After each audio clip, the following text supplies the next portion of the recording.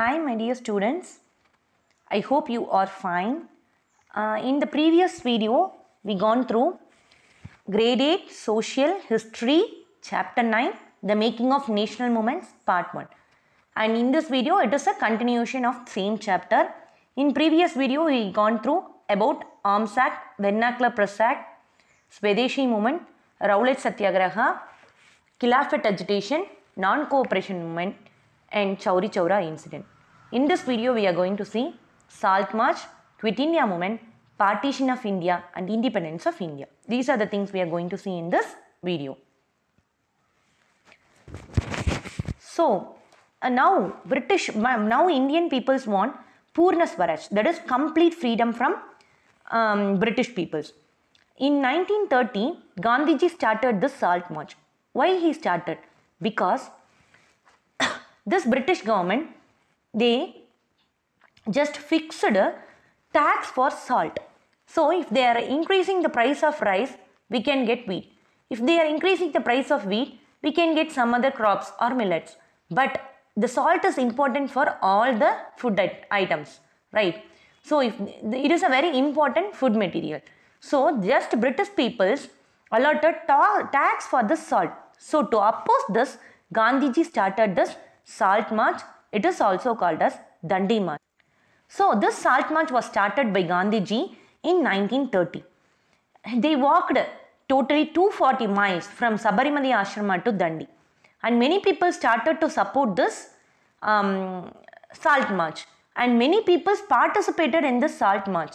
Like peasants, tribal peoples, women, and many leaders started to participate in this Salt March. After this Salt March, many leaders were brutally arrested against this Satyagraha or Salt March, and thousands of people were sent to jail.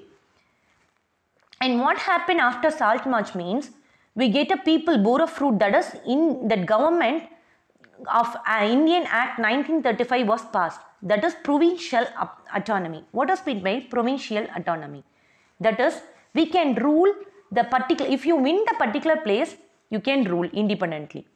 You can take your own decisions in the particular place only, not whole India. So that is called as provincial autonomy. So they have conducted elections during 1935. So out of 11 provinces, Congress won 7 provinces. And now the Second World War starts. Now Congress peoples, what they said to British means, they will give full support for them in Second World War. But instead of that, they want full freedom. But British refused this demand.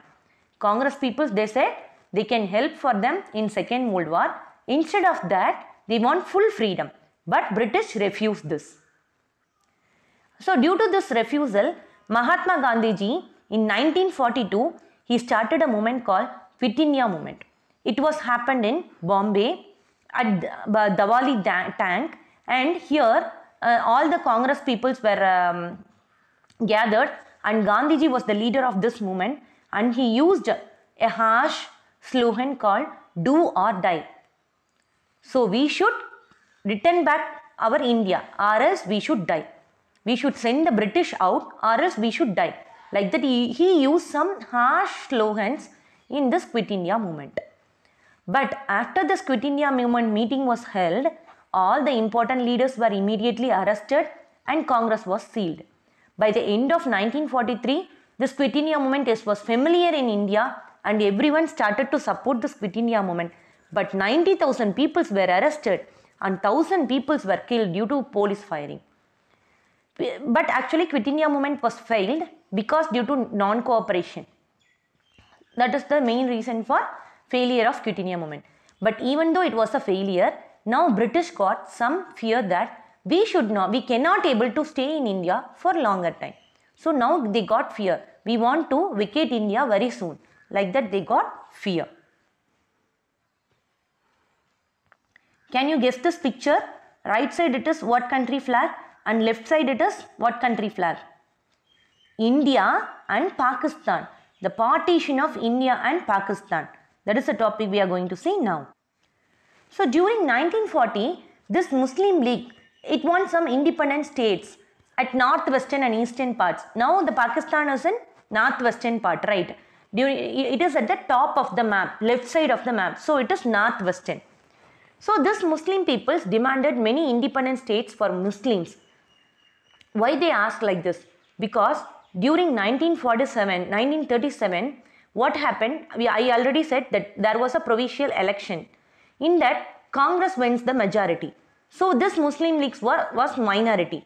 So they was dominated, and they cannot able to lead the group.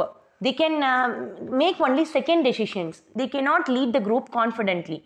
They were dominated completely by Congress. So they got some fear that whether we will be dominated always, we cannot say any suggestions. So if we are dominated fully, we Muslims will be going down. So we want a separate state. Like that, the Muslim people started to demand for individual states, independent states.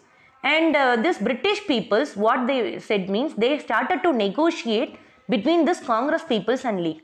What they negotiated means, we give independence for India, but you two peoples want to be united.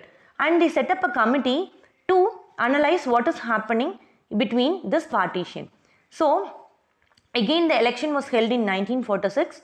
Now the British win in all the Muslim majority areas. Now their proposal was they want a new country. They want a partition between these Indians. So there was many fight between these Indian peoples and Muslims in the border like Calcutta and Bombay, Delhi, etc. And many and in 16 August 1947, the Pakistan announced that it was a direct action day, and many riots were killed. In thousands of peoples were killed due to violence, due to fight between these two peoples.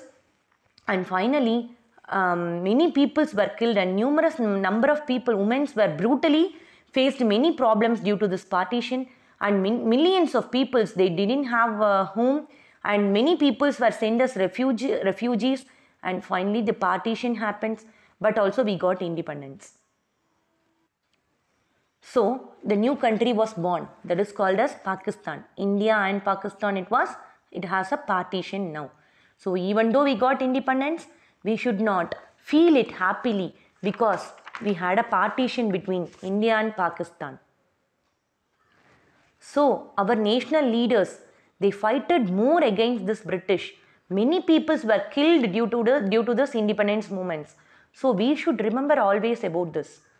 So now we are living in a very freedom country, right? It is a democratic country. We are having all the rights. You can use everything. You are going to school. You can do everything with your own freedom. So you should not misuse that freedom.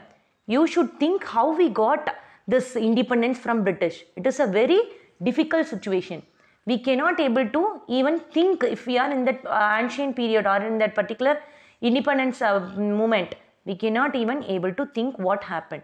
So we should use this independence properly. We should use our freedom at the correct level. Okay, whatever freedom we are giving your parents or teachers, you should use it in a proper manner, and you want to win your life. That is the thing. You want to take this chapter as a history and also as a moral thing for you. We shall meet in next chapter. Thank you, dears.